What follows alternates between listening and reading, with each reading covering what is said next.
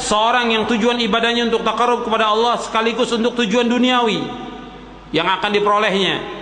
Seperti apa? Dia melakukan taharah, bersuci, di samping dia niat ibadah kepada Allah, juga berniat untuk membersihkan badan. Dia puasa, tujuannya niat taqarrub kepada Allah, tapi juga tujuannya untuk diet. Menunaikan ibadah haji, tujuannya dia ibadah haji, tapi juga tujuannya untuk melihat tempat bersejarah, tempat-tempat pelaksanaan ibadah haji, dan melihat para jamaah haji. Semua ini dapat mengurangi balasan keikhlasan. Andai kata yang lebih banyak adalah niat ibadahnya, maka akan luput baginya ganjaran yang sempurna. Tetapi hal ini tidak menyeret pada dosa. Sebagaimana Allah berfirman tentang jamaah haji, "Laisa 'alaikum junahun an tabtagu fadlam min rabbikum." Tidak ada dosa bagi kamu untuk mencari karunia rezeki dari Rabb kamu. Ayat ini dalam surah Al-Baqarah ayat 198 berkaitan dengan orang-orang yang menunaikan ibadah haji. Allah menjelaskan kalau seandainya dia niat tujuannya betul-betul untuk ibadah haji, tapi di samping itu juga dia bawa barang dagangan. Selesai ibadah haji dia ingin berdagang, boleh. Tapi niat yang pokok, tujuan utama adalah haji. Laisa 'alaikum junahun an tabtagu fadlan min rabbikum. Kemudian kata Syekh Utsaimin rahimahullah, namun apabila yang lebih berat bukan niat untuk ibadah, maka ia tidak memperoleh ganjaran di akhirat, tapi balasannya hanya diperoleh dunia. Bahkan dikhawatirkan hal itu akan menyeret kepada dosa, sebab ia menjadikan ibadah yang semestinya karena Allah, yang merupakan tujuan yang paling tinggi, ia jadikan sebagai sarana untuk mendapatkan keduniaan yang rendah nilainya. Seperti orang yang menunaikan ibadah haji, tujuannya untuk apa? Supaya dipanggil Pak Haji. Ya, ibu-ibu yang menunaikan ibadah haji supaya dipanggil Bu Haji. Tujuannya supaya ingin dipanggil haji. Enggak ada nilainya di sisi Allah Subhanahu wa taala kalau niatnya untuk itu. Dan juga panggilan ini dalam Islam tidak ada. Ya, tidak ada Haji Muhammad Rasulullah, Haji Abu Bakar, Haji Umar, tidak ada.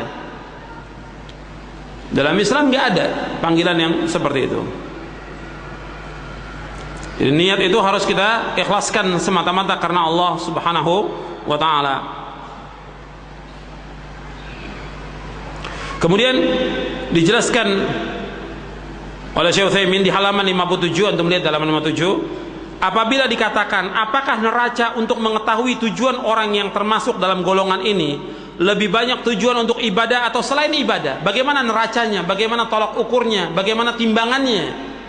Dijawab oleh Syekh Utsaimin rahimahullah, neracanya ialah apabila ia tidak menaruh perhatian kecuali kepada ibadah saja, berhasil ia kerjakan atau tidak, maka hal ini menunjukkan niatnya lebih besar tertuju untuk ibadah, dan bila sebaliknya ia tidak mendapatkan pahala.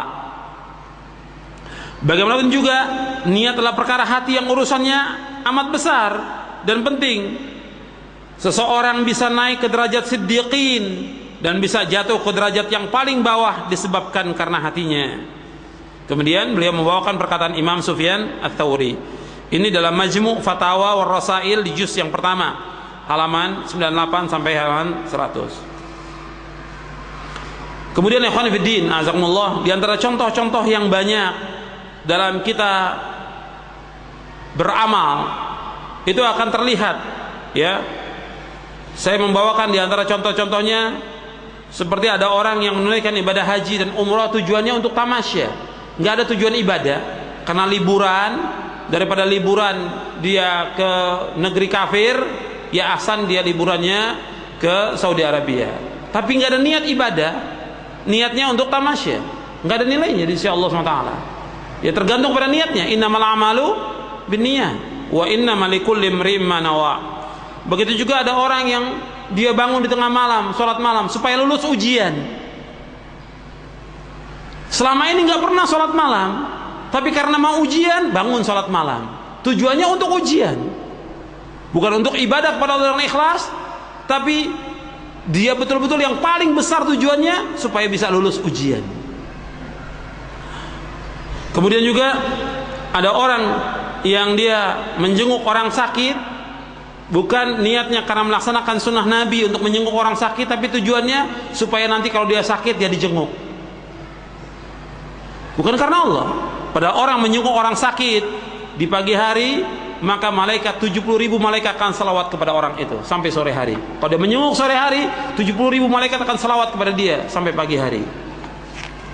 Jadi ini contoh-contoh yang lain dalam kehidupan bisa antum perhatikan.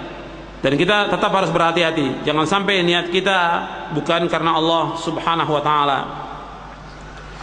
Kemudian ikhwan fillah, azakumullah, di halaman 59 sampai 65 saya sebutkan tentang keutamaan ikhlas. Ya, keutamaan ikhlas di halaman 58-nya saya bawakan firman Allah taala dalam surah Al-Kahfi. Di halaman 58 itu, "Faman kana yarju liqa'a rabbih falyamal 'amalan shalihan wa la yusyrik bi'ibadati rabbih ahada."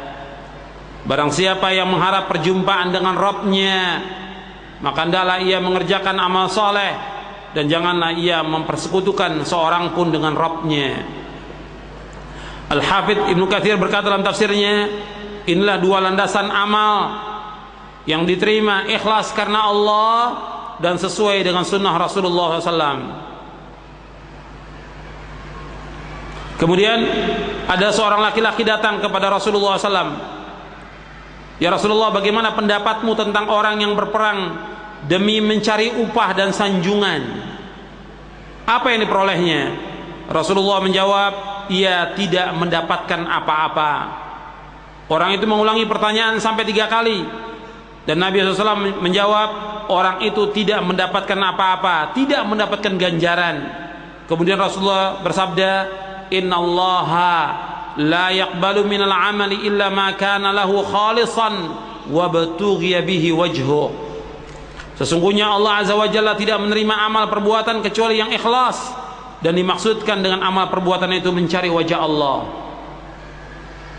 Hadis ini jayyid, diriwayatkan oleh Imam An-Nasai. Jadi seluruh amal kita ini nggak ada nilainya tanpa ada keikhlasan. Artinya kalau nggak ada keikhlasan nggak ada nilainya. Tapi ikhlas, justru dengan ikhlas itu akan diterima oleh Allah. Dan yang kedua, syarat yang kedua yaitu mutaba'ah, mengikuti contoh Rasulullah sallallahu alaihi wa ala alihi wasallam. Kemudian tentang keutamaan ikhlas, saya bacakan dengan ringkas, antum lihat halaman 59 sampai 65. Jadi orang yang ikhlas itu dia akan dapat bertawasul kepada Allah dengan amalnya yang ikhlas. Ikhwan fiddin, a'azakumullah.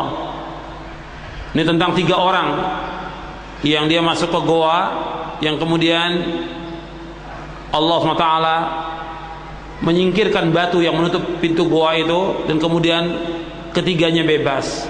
Ini dengan berkat ikhlasnya dia karena Allah. Dan kita bisa menggunakan seperti itu. Kalau antum beramal ikhlas karena Allah, apakah itu sholat, puasa, sedekah, infak, antum pernah melakukan ikhlas karena Allah dan antum yakin itu ikhlas karena Allah, kemudian suatu waktu antum mengalami kesulitan, kesusahan, problem yang sangat berat dalam hidup ini, maka antum mohon kepada Allah, ya Allah, saya pernah bersedekah kepada si fulan. Kalau saya sedekah ikhlas karena Engkau ya Allah, bebaskan urusan ini ya Allah, mudahkan urusan ini. Allah akan mudahkan. Artinya bukan dia menceritakan amal dia kepada orang lain, tidak, tapi dia adukan kepada Allah. Karena yang tahu amal itu ikhlas dan tidak hanya Allah. Seperti 3 orang ini. Kemudian juga di antara yang kedua, selamatnya Nabi Yusuf alaihissalatu wassalam dari godaan wanita dengan sebab ikhlas karena Allah. Kemudian yang ketiga, seorang pemuda yang mukmin, yang ikhlas, dia mendapatkan kedudukan yang besar di sisi Allah karena dia beriman dengan ikhlas, yang kemudian rakyat itu beriman bersamanya. Artinya dia beriman sebagian besar rakyat itu dengan kematiannya. Dan antum bisa lihat kisahnya di buku. Kemudian juga di dalam kitab Riyadhus Shalihin juga ada